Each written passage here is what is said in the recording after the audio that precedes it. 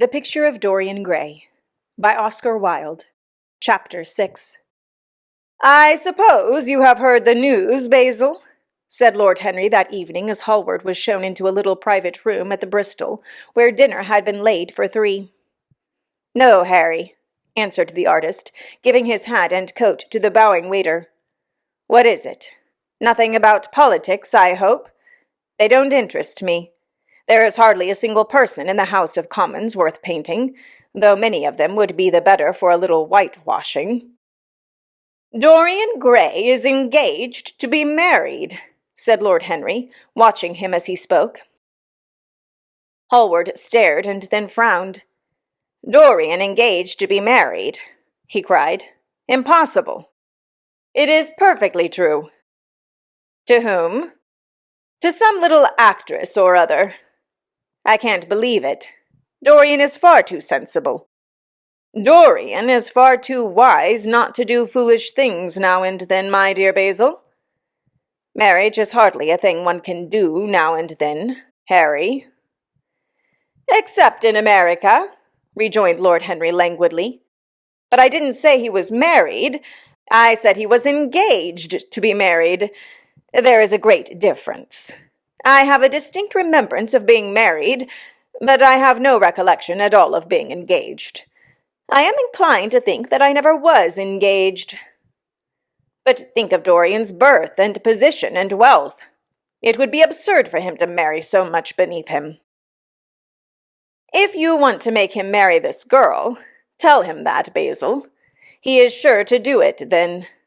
Whenever a man does a thoroughly stupid thing, it is always from the noblest motives. I hope the girl is good, Harry. I don't want to see Dorian tied to some vile creature who might degrade his nature and ruin his intellect." "Oh, she is better than good. She is beautiful," murmured Lord Henry, sipping a glass of vermouth and orange bitters. "Dorian says she is beautiful, and he is not often wrong about things of that kind. Your portrait of him has quickened his appreciation of the personal appearance of other people. It has had that excellent effect amongst others. We are to see her tonight, if that boy doesn't forget his appointment." "Are you serious?" "Quite serious, Basil. I should be miserable if I thought I should ever be more serious than I am at the present moment." "But do you approve of it, Harry?" asked the painter, walking up and down the room and biting his lip. "You can't approve of it, possibly. It is some silly infatuation." "I never approve or disapprove of anything now. It is an absurd attitude to take towards life. We are not sent into the world to air our moral prejudices. I never take any notice of what common people say, and I never interfere with what charming people do. If a personality fascinates me, whatever mode of expression that personality selects is absolutely delightful to me. Dorian Gray falls in love with a beautiful girl who acts Juliet, and proposes to marry her. Why not? If he wedded Messalina, he would be none the less interesting. You know I am not a champion of marriage. The real drawback to marriage is that it makes one unselfish, and unselfish people are colorless. They lack individuality. Still, there are certain temperaments that marriage makes more complex. They retain their egotism, and add to it many other egos. They are forced to have more than one life. They become more highly organized, and to be highly organized is, I should fancy, the object of man's existence. Besides, every experience is of value, and whatever one may say against marriage, it is certainly an experience. I hope that Dorian Gray will make this girl his wife, passionately adore her for 6 months, and then suddenly become fascinated by someone else. He would be a wonderful study." "You don't mean a single word of all that, Harry. You know you don't. If Dorian Gray's life were spoiled, no one would be sorrier than yourself. You are much better than you pretend to be." Lord Henry laughed. "The reason we all like to think so well of others is that we are all afraid for ourselves. The basis of optimism is sheer terror. We think that we are generous because we credit our neighbor with the possession of those virtues that are likely to be a benefit to us. We praise the banker that we may overdraw our account, and find good qualities in the highwayman in the hope that he may spare our pockets. I mean everything that I have said. I have the greatest contempt for optimism. As for the spoiled life, no life is spoiled but one whose growth is arrested.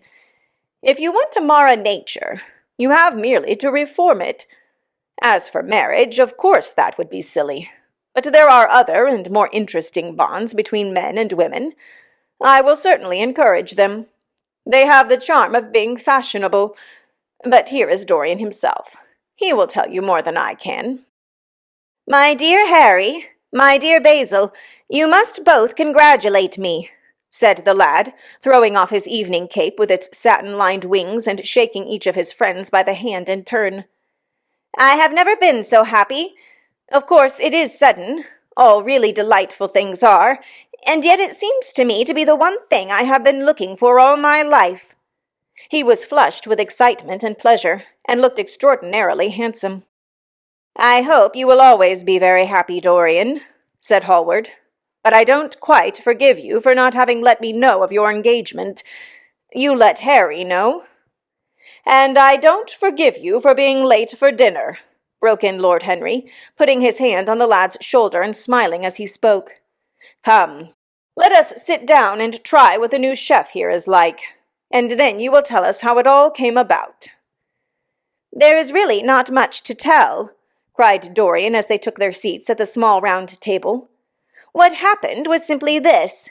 After I left you yesterday, Harry, I dressed, had some dinner at that little Italian restaurant in Rupert Street you introduced me to, and went down at 8 o'clock to the theatre.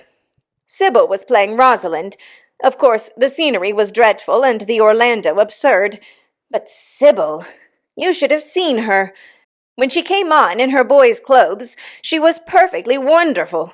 She wore a moss-colored velvet jerkin with cinnamon sleeves, slim brown, cross-gartered hose, a dainty little green cap with a hawk's feather caught in a jewel, and a hooded cloak lined with dull red. She had never seemed to me more exquisite. She had all that delicate grace of that Tanagra figure that you have in your studio, Basil. Her hair clustered round her face like dark leaves round a pale rose. As for her acting, well, you shall see her tonight. She is simply a born artist. I sat in the dingy box absolutely enthralled. I forgot that I was in London and in the 19th century. I was away with my love in a forest that no man has ever seen. After the performance was over, I went behind and spoke to her. As we were sitting together, suddenly there came into her eyes a look that I had never seen there before. My lips moved towards hers. We kissed each other. I can't describe to you what I felt at that moment. It seemed to me that all my life had been narrowed to one perfect point of rose-colored joy. She trembled all over and shook like a white narcissus. Then she flung herself on her knees and kissed my hands. I feel that I should not tell you all this, but I can't help it. Of course, our engagement is a dead secret. She has not even told her own mother. I don't know what my guardians will say. Lord Radley is sure to be furious. I don't care. I shall be of age in less than a year, and then I can do what I like. I have been right, Basil, haven't I, to take my love out of poetry and to find my wife in Shakespeare's plays? Lips that Shakespeare taught to speak have whispered their secret in my ear. I have had the arms of Rosalind around me, and kissed Juliet on the mouth. Yes, Dorian, I suppose you were right, said Hallward slowly. Have you seen her today? Asked Lord Henry. Dorian Gray shook his head. I left her in the forest of Arden. I shall find her in an orchard in Verona. Lord Henry sipped his champagne in a meditative manner. At what particular point did you mention the word marriage, Dorian? And what did she say in answer? Perhaps you forgot all about it. My dear Harry, I did not treat it as a business transaction, and I did not make any formal proposal. I told her that I loved her, and she said she was not worthy to be my wife. Not worthy! Why, the whole world is nothing to me compared with her. Women are wonderfully practical, murmured Lord Henry. Much more practical than we are. In situations of that kind, we often forget to say anything about marriage, and they always remind us." Hallward laid his hand upon his arm.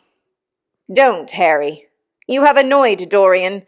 He is not like other men. He would never bring misery upon anyone. His nature is too fine for that." Lord Henry looked across the table. "Dorian is never annoyed with me," he answered. "I asked the question for the best reason possible, for the only reason, indeed, that excuses one for asking any question. Simple curiosity. I have a theory that it is always the women who propose to us, and not we who propose to the women. Except, of course, in middle-class life, but then the middle classes are not modern." Dorian Gray laughed and tossed his head. "You are quite incorrigible, Harry, but I don't mind.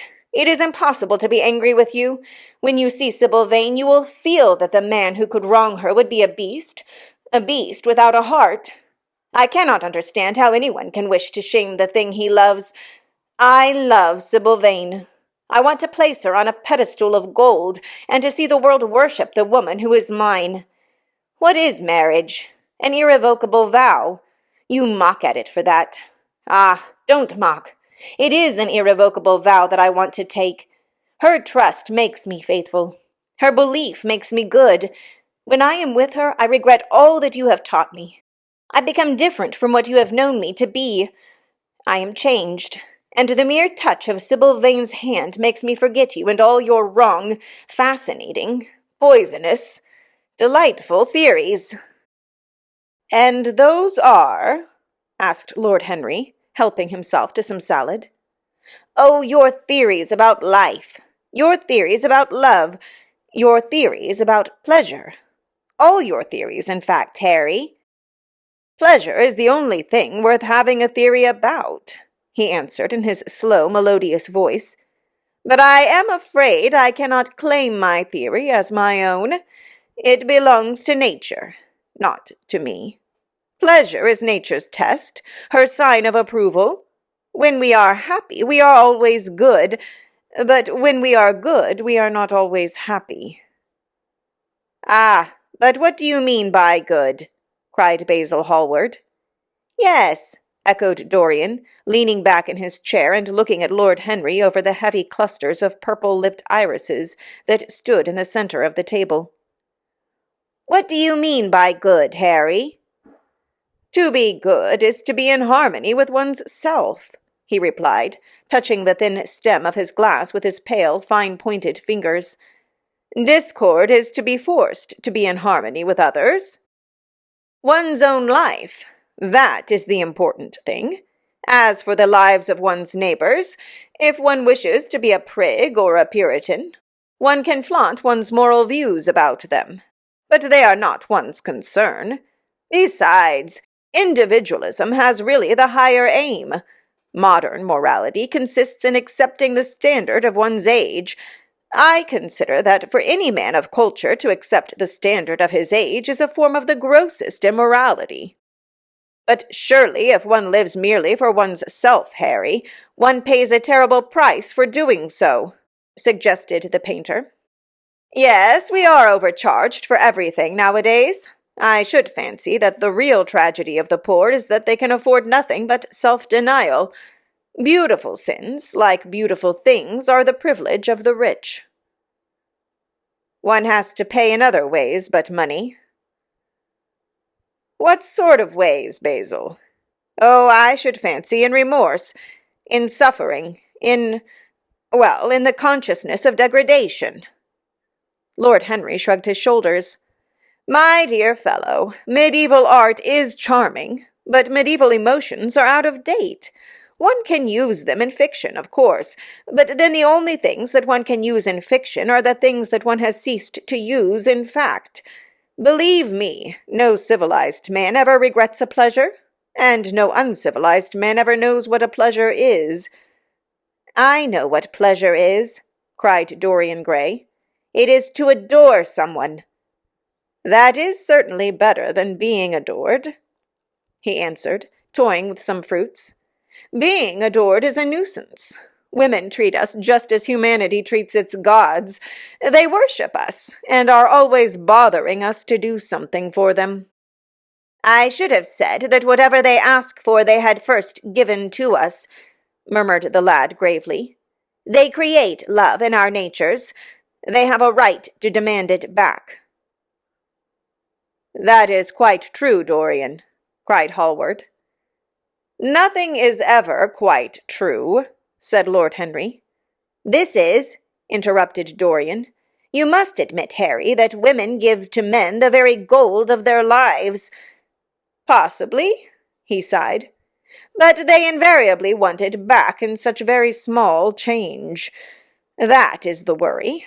Women, as some witty Frenchman once put it, inspire us with the desire to do masterpieces, and always prevent us from carrying them out." "Harry, you are dreadful. I don't know why I like you so much." "You will always like me, Dorian," he replied. "Will you have some coffee, you fellows? Waiter, bring coffee, and fine champagne, and some cigarettes. No, don't mind the cigarettes. I have some. Basil, I can't allow you to smoke cigars. You must have a cigarette. A cigarette is the perfect type of a perfect pleasure. It is exquisite, and it leaves one unsatisfied. What more can one want? Yes, Dorian, you will always be fond of me. I represent to you all the sins you have never had the courage to commit." "What nonsense you talk, Harry!" cried the lad, taking a light from a fire-breathing silver dragon that the waiter had placed on the table. "Let us go down to the theatre. When Sybil comes on the stage, you will have a new ideal of life. She will represent something to you that you have never known." "I have known everything," said Lord Henry, with a tired look in his eyes. "But I am always ready for a new emotion. I am afraid, however, that, for me at any rate, there is no such thing. Still, your wonderful girl may thrill me. I love acting. It is so much more real than life. Let us go. Dorian, you will come with me. I'm so sorry, Basil, but there is only room for 2 in the brougham. You must follow us in a hansom." They got up and put on their coats, sipping their coffee standing. The painter was silent and preoccupied. There was a gloom over him. He could not bear this marriage, and yet it seemed to him to be better than many other things that might have happened. After a few minutes, they all passed downstairs. He drove off by himself, as had been arranged, and watched the flashing lights of the little brougham in front of him. A strange sense of loss came over him. He felt that Dorian Gray would never again be to him all that he had been in the past. Life had come between them. His eyes darkened, and the crowded, flaring streets became blurred to his eyes. When the cab drew up at the theatre, it seemed to him that he had grown years older.